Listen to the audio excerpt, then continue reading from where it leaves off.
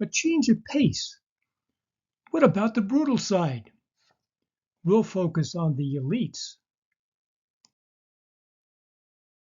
What perspective should be used for evaluating civilization? What is reality? How should people at all levels of society be treated? Let's take a skeptical look at the elites from the ancient world, the people with the wealth and power. 19th century Scottish historian Thomas Carlyle wrote, "The history of the world is but the biography of great men." Carlyle couldn't care less about the common people. Rather, Carlyle wanted a government of heroes. Those are the people with the statues and monuments. Civilization meant accumulated wealth from farming leading to progress. But who owned it, and what was done with it? Our theory is surplus food led directly to elites claiming the surplus. Generals had to prepare for war, or priests collected the surplus as offerings to the angry gods. Basically, a tax paid to religious leaders. It could have been used for irrigation, roads, and improved tools, or to build temples and palaces for themselves. Scribes took inventory of the food surpluses and started the process to invent number systems and writing. They used clay tokens to represent each sheep or container of grain. Civilization and progress depended on the economic surpluses. The proto-engineer next to the scribe made much of the progress through inventions and building throughout history. Then the craftspeople and artisans, later joined by scholars. The elites did put much of the surplus to use, but we're focusing on the darker side.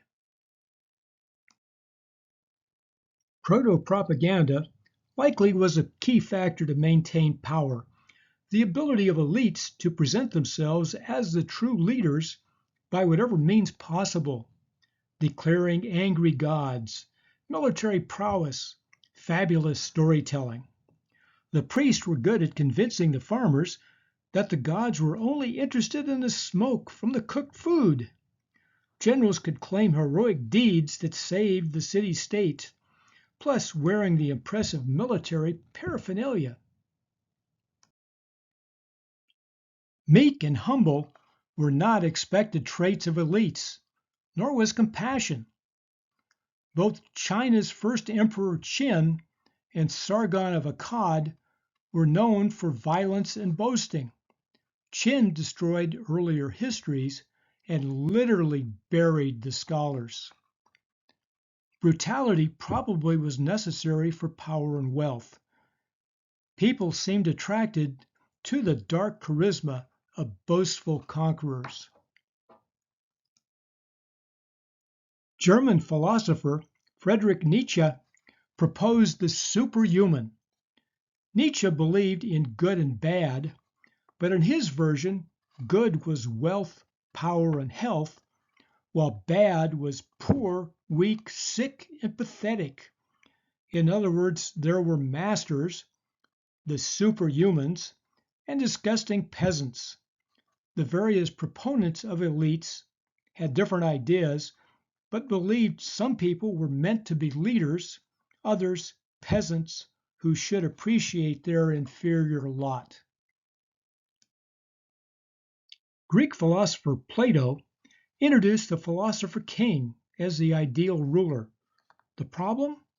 There was maybe one in all of ancient history. Marcus Aurelius was Roman emperor from 161 to 180 CE, a Stoic known for his meditations. That's it. We can count up any number of psychotic monsters, though. Arrogant people were known throughout history, many starting as brilliant with potential. Competent advisors were often fired, or worse, leaving the arrogant god emperor surrounded by incompetent yes men praising all harebrained ideas. The result could be psychopaths issuing destructive orders. Henry VIII seemed to fit the bill. Vladimir Putin seems one of many modern examples.